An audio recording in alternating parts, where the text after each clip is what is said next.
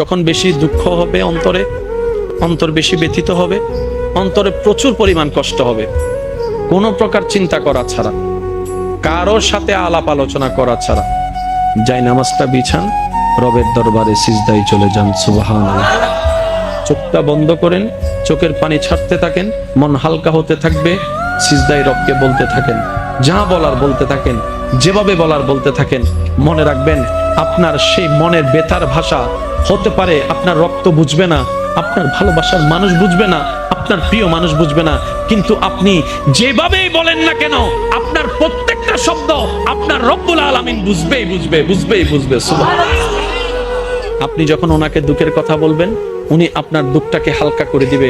সেই দুঃখের খবর প্রকাশ করে আপনাকে কখনো বেইজ্জত করবে না। আর আপনি যখন সুখের খবর পেয়ে রবের দরবারে সিজদায় চলে যাবেন, তখন আল্লাহ তাআলা খুশি হয়ে আপনার সুখটাকে আরো বাড়ায় দিবে। লা ইন শাকারতুম লা আযীদান্নাকুম আয়াতের উপর আমল হয়ে যাবে। আপনি শুকরিয়া করতে থাকবেন, সুখটাকে বাড়তে থাকবেন, সুখের কথা বলতে থাকবেন, রব্বুল আলামিন দেখে দেখে আপনার সুখও বাড়ায় দিবে।